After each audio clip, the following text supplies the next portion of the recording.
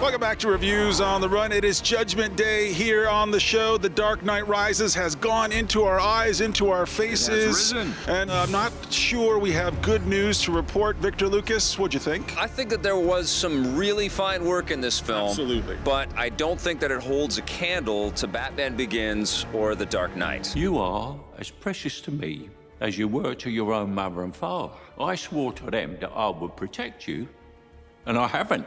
It's kind of a mess of a movie. It's a huge, sprawling, spread-eagled mess. It's all over the place. It's beautiful. There's great scenery. There's great performances. I think Tom Hardy makes a terrific villain as Bane. I'm not big on his voice. I think that he sounds a little bit like a 1940s villain. Why didn't you just kill me?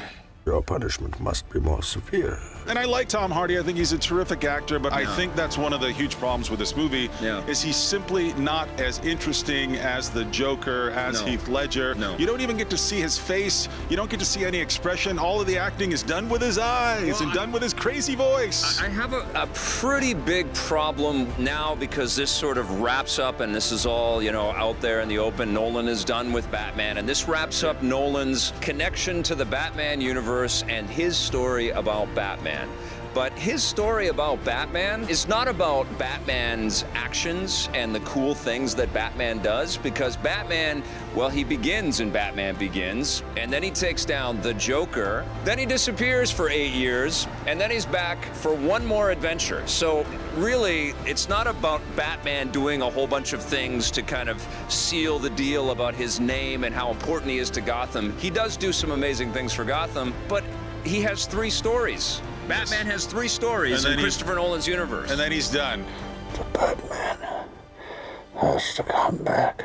And you know, it takes an hour and a half before anything truly exciting happens. Turns into a French Resistance movie for a little while, and then a little bit of Rocky. We get to see some training. There's the whole thing with Alfred, who's just like, look how fast this guy is. You can't beat him. He's like Mickey and Rocky. Like, Rock, you can never win this fight. It's like, okay, when does Batman come back and start really being cool? Because I love Batman, and I want to see Batman, not sad Batman. I want to see Batman beating the out of bad guys. When is that going to happen? What are you? I'm Gotham's reckoning. I think this movie is such a mess that it besmirches the legacy of the previous 2. It actually diminishes those 2 movies in the rearview mirror. I don't know. I don't know what happened here. This is a movie we're gonna, obviously, we'll see it again.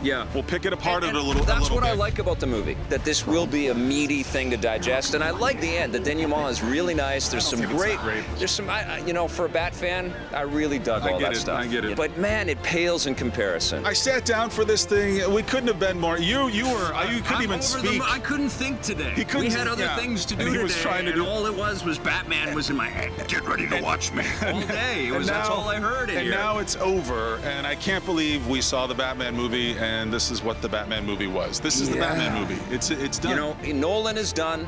And I, frankly, you're ready to move on. I'm ready to see what another director is going to do with this character. I loved a big chunk of this film, but you know what? I didn't like it as much as The Amazing Spider-Man, and I didn't like it as much as The Avengers, nowhere near that. I would rather see this again than The Amazing Spider-Man. This is more interesting. At least there's more to think about. What are you going to give it? It's a 5 from me, Vic. I can't believe these words are coming out of my mouth. 6 out of 10.